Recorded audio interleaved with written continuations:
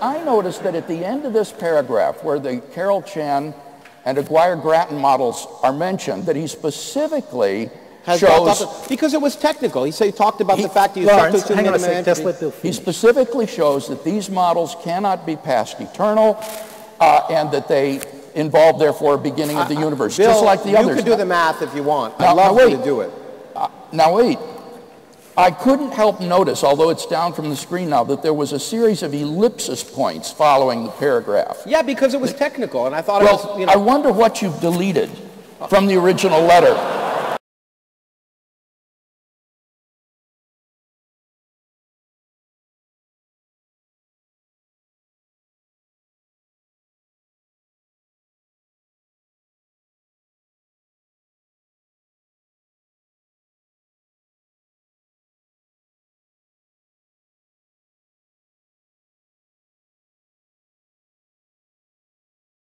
I'm going to try and end in 1 minute with another statement that Dr. Craig has made. Because for Dr. Craig, the beginning of the universe is very important. Because if it had a beginning, he believes it must have come from God. And he quotes a theorem due to a few friends of mine that basically says the universe, if it's expanding now, as we measure it, had to have a beginning. And he argues that that's irreconcilable with anything else. And as we argued in Brisbane, I said that's not true. And he said, no, Alex Vilenkin, one of the authors, has recently shown it's true. So I wrote Alex, who's a good friend of mine, and he just emailed me. And he said, only theorem is only as good as its assumption. There's a loophole for contraction, prior expansion, and there's no such thing as absolute certainty in science. Note, for example, the BGV theorem uses the classical picture of space-time.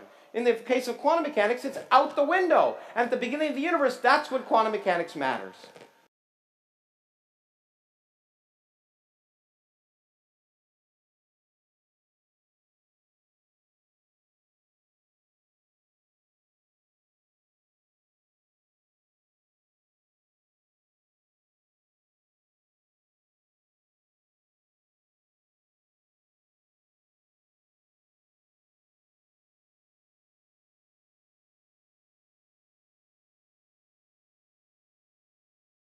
Now, I just threw these things in. He keeps quoting Alex Vilenkin that this theorem works. Alex Vilenkin, wrote me an email after our first debate saying, you know what? It doesn't work when there's quantum gravity. It's not true. It's not even true in the multiverse. But he's so convinced that these arguments must be true, he won't listen to the fact that they're not.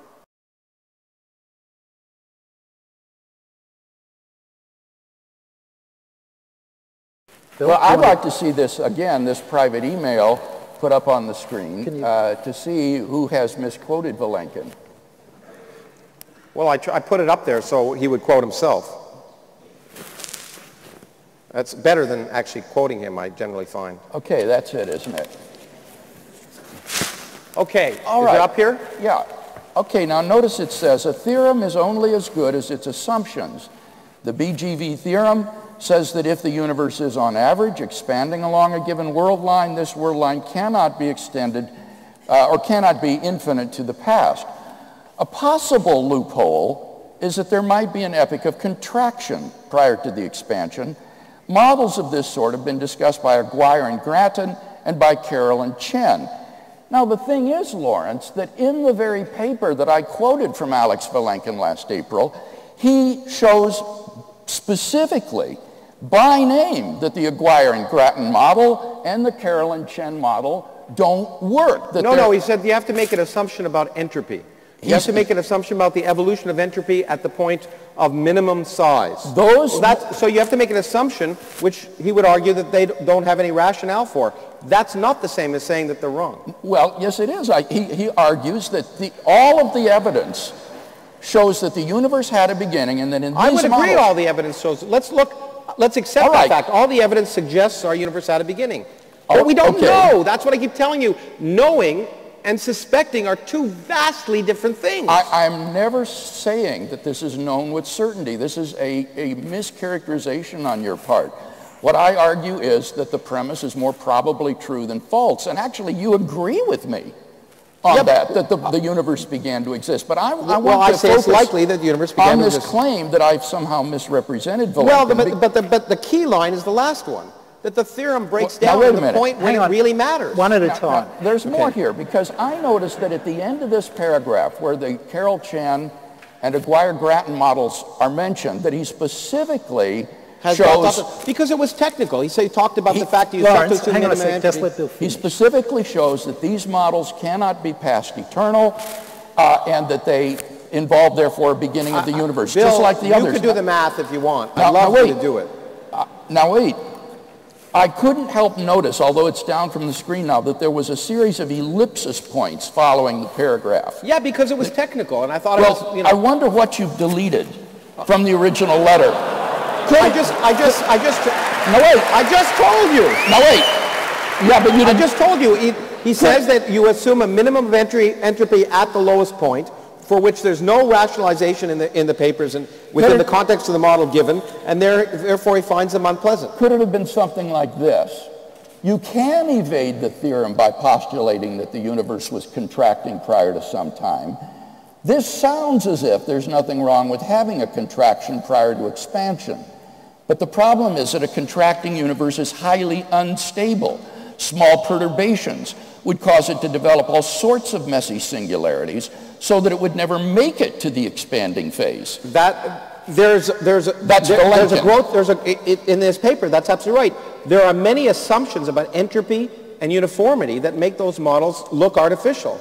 But it's but that's different than saying they're wrong, especially if the minimum occurs at a point where quantum effects are important and the whole classical theory goes out the window.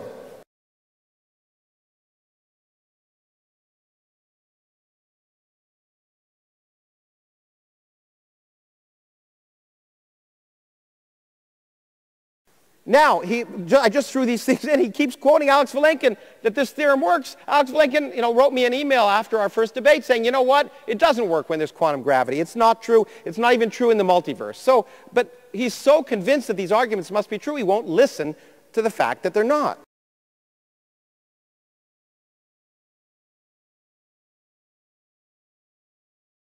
I couldn't help notice, although it's down from the screen now, that there was a series of ellipsis points following the paragraph. Yeah, because it was technical, and I thought Well, it was, I wonder what you've deleted from the original letter. No, wait.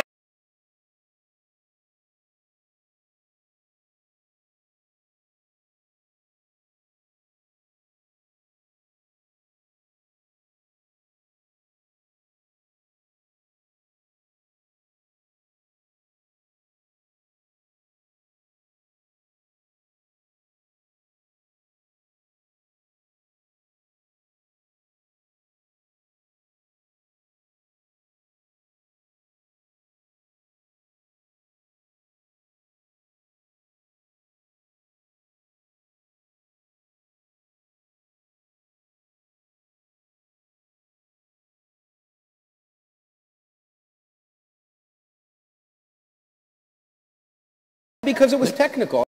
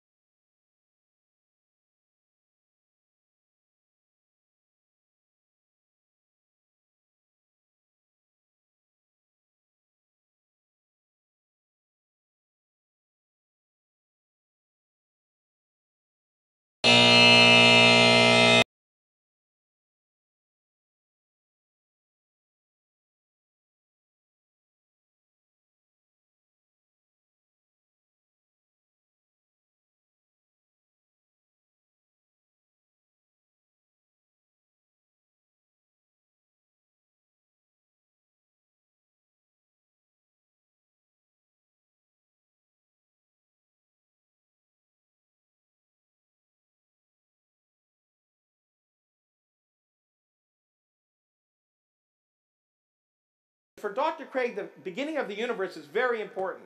Because if it had a beginning, he believes it must have come from God. And he quotes a theorem due to a few friends of mine that basically says the universe, if it's expanding now as we measure it, had to have a beginning. And he argues that that's irreconcilable with anything else. And as we argued in Brisbane, I said that's not true. And he said, no, Alex Vilenkin, one of the authors, has recently shown it's true. So I wrote Alex, who's a good friend of mine, and he just emailed me. And he said, only theorem is only as good as its assumption. There's a loophole for contraction, product expansion, and there's no such thing as absolute certainty in science. Note, for example, the BGV theorem uses the classical picture of space-time. In the case of quantum mechanics, it's out the window. And at the beginning of the universe, that's when quantum mechanics matters.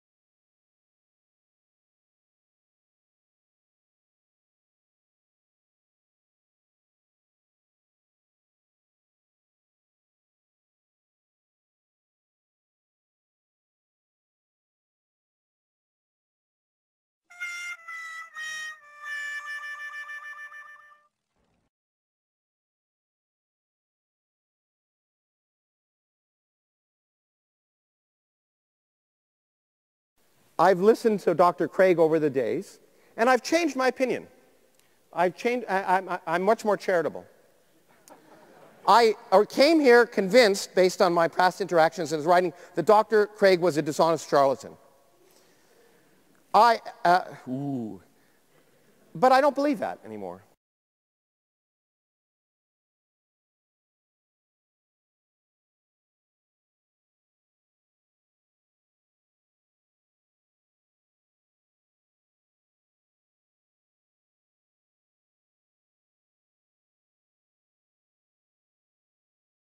You know, Bill, knowing that Lawrence Krauss is friends, colleagues with Alexander Vilenkin, you knew your stuff, and to present Vilenkin's material, knowing that Dr. Krauss would know the material. Yes. I appreciate you saying that, Kevin, because I was very self-conscious in doing this. It would be easy in dealing with a physicist for me to hide behind philosophical arguments against the infinitude of the past, or to present ontological arguments for God's existence that would be outside his area of expertise. But for the sake of an interesting dialogue on this, I chose to lead with the science. I put my neck out and said that there is better scientific evidence to believe that the universe began to exist than that it did not. And similarly, that the scientific evidence supports that the best explanation of fine-tuning is design rather than chance or physical necessity. So I was arguing quite self-consciously in Krauss's area of expertise rather than trying to hide in my area, philosophy, where he would be on less familiar territory. Wow. And as I notice here, Bill, I don't even think you'd use the argument, the impossibility of traversing an actual concrete infinite. Didn't even appear. Yeah, I mean, that's the killer one. That's the main reason I believe in the finitude of the past. It's not these scientific arguments. I see them as mere confirmations, empirical confirmations of an argument already reached by philosophical argumentation. Was there an opportunity to respond to this first argument? Yes, there was. And this, I think, Kevin, is one of the most interesting features in this whole remarkable series of 3 dialogues. In the Sydney dialogue, and then again in the Melbourne dialogue, Dr. Krauss put up a PowerPoint slide of a private email message that he had received from Alexander Vilenkin, whose theorem I quoted in support of the beginning of the universe, ostensibly claiming to undercut the evidence for the beginning of the universe. And of course, since this is a private, unpublished letter, there's no way to check its accuracy. And therefore, it makes it difficult to respond to such a thing. Now, someone took a cell phone photo of the PowerPoint in the Sydney dialogue, and I had a chance then to look at it and analyze it before the Melbourne dialogue. And what I noticed were some very suspicious and interesting features of this. In the opening paragraph of this letter from Vilenkin, he says that a possible loophole around the Borde-Guth-Vilenkin theorem is that there might be an epoch of contraction prior to the expansion. And in this way, the universe would not have been in a state of cosmic expansion on average throughout its history if you had this contracting phase prior to the expanding phase. And the email message says such models have been discussed by Aguirre and Grattan and by Carroll and Chen. Well, immediately my antenna went up because I thought, these are the very models that Vilenkin discusses in the paper that I quoted from, that he presented last year at Cambridge University, in which he says none of these scenarios can actually be past eternal. And he shows specifically by name why the Aguirre-Grattan model and the Carroll-Chen model do not succeed in restoring an eternal past. So as I looked at this, I thought, when he says a possible loophole, what he must mean is that here's a possible way you might try to get around the theorem, but in fact, this won't work. He closes the loophole. That's what he does in the paper. And I had seen a similar letter like this that Vilenkin wrote to Victor Stenger that is out there on the web, in which he says very much the same thing. He says you could have a contraction prior to the expansion.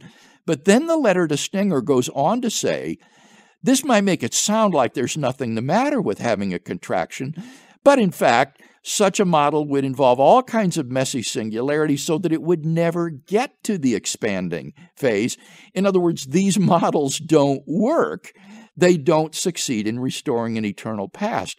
And I thought, that's what he meant when he said a possible loophole. And that's then, Kevin, when I noticed the ellipsis points in the email message that Krauss reproduced. Yes, ... indicating material had been deleted from this email. And I thought, Krauss has omitted some of this letter. What did he leave out? Could it have been a qualifying phrase similar to what he offered to Stenger? Well, I had no way at that time of knowing because I didn't have the original letter. But in the Melbourne dialogue, I confronted Krauss on this, and I said, in the paper at Cambridge, these very models are mentioned by name as not restoring a past eternal universe, and I wonder what you've omitted from this letter by Vilenkin. And Krauss's response was technical material. And he said this more one. I told you technical material.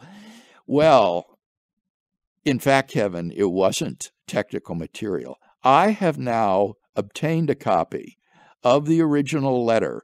Alex Vilenkin has sent it to me. And can I read you the 2 sentences that are deleted from the letter? Please. Okay. He says, models of this sort have been discussed by Aguirre Grattan and by Carolyn Chin. And then here's the deleted sentences. They had to assume, though, that the minimum of entropy was reached at the bounce and offered no mechanism to enforce this condition. It seems to me that it is essentially equivalent to a beginning. Uh-oh. Yeah. That second sentence would have been devastating for Krauss to quote in the dialogue. Vilenkin's whole point is that these models are equivalent to a universe with a beginning, in that they have a universe in which you have a minimal entropy state from which two arrows of time go out. You have, in a sense, a twin universe, two arrows of time that both emerge from a common origin point, a common beginning. It is not a past eternal universe, and that's why he rejects them in the Cambridge paper as restoring a past eternal universe. So this quotation was deliberately doctored by Dr. Krauss to give a contrary impression.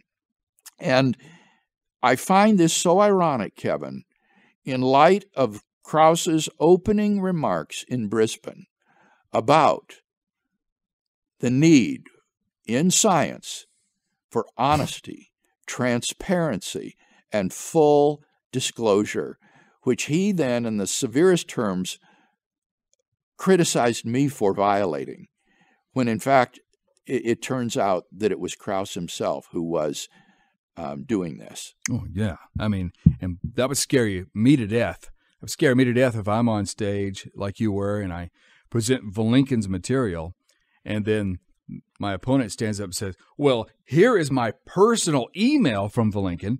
You're thinking, but it turns out that there's so much verification because you're of this and what Vilenkin's been saying. Yeah. One of the positive things to come out of this unhappy episode is that it has put me in touch with Alex Vilenkin so that we've been able to correspond now on this issue. And I wrote to Vilenkin the following. I want to quote from my letter to Vilenkin. I said, you should be aware that your work has entered into popular culture where it has become the subject of heated debate. Certain staunchly secular thinkers want to avoid the beginning of the universe because to them it smacks of theism, and so they are bent on reconstruing the significance of your work. That is why you are receiving letters from people like Stenger, Krauss, et al. I hope to have understood and represented you accurately. If not, I want to be corrected. That's very generous of you, Bill. I mean, well, it really is. I do. If I'm misunderstanding him, I want to know. And here's what Vilenkin, in part, wrote back to me, Kevin. He says, I think you represented what I wrote about the BGV theorem in my papers and to you personally very accurately. He then goes on to say, this is not to say that you represented my views as to what this implies regarding the existence of God. Vilenkin, as we know, is an agnostic. He says, which is okay, since I have no special expertise to issue such judgments. And he goes on to say that he thinks that the Borde-Guth-Vilenkin theorem is neutral on the existence of God, and he thinks that you could explain the beginning of the universe naturalistically as a quantum event. And I've responded to Vilenkin's theory both in Reasonable Faith and in the Blackwell Companion to Natural Theology. But the thing that was so gratifying to me, Kevin, was that in the face of these statements by Dr. Krauss that you don't understand Vilenkin's paper, you don't understand this theorem, Vilenkin himself says that you have represented what I've written about the theorem very accurately. And that was really gratifying to hear. You and Dr. Vilenkin were on a panel together at Berkeley. Yes, that's right. Several years ago, there was a Templeton-sponsored conference on science and theology. Again, part of this flourishing dialogue between science and theology that I talked about in my Brisbane opening statement. And that was the first chance I had to meet him and get to know him. And I don't know if he remembered me from that little roundtable conference, but it was fascinating to hear his story coming from Russia. He is an agnostic. And I find it actually very helpful, Kevin, that he is an agnostic, because no one can accuse Vilenkin of having a theological axe to grind in his very unflappable defense of the beginning of the universe and of the Borguth-Vilenkin theorem.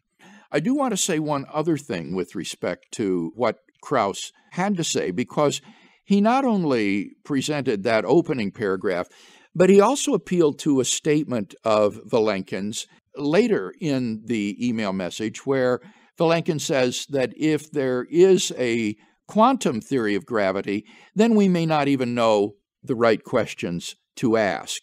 And Krauss interpreted this to mean that we're just utterly uncertain about whether or not the universe began to exist. What Vilenkin's email back to me, however, shows is he said that Krauss had asked him to respond to the claim that the Borguth-Vilenkin theorem definitively rules out a beginningless universe. And Vilenkin properly responded, in science, we don't deal with definitive sorts of arguments. What Vilenkin thinks is that it's more plausible than not that the universe began to exist in light of the evidence. And that's exactly the position that I take.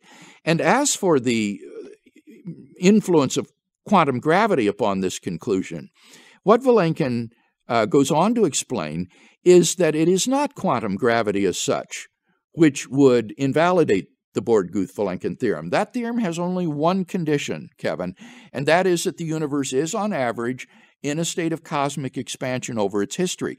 It doesn't presuppose the gravitational equations of Einstein's general theory of relativity.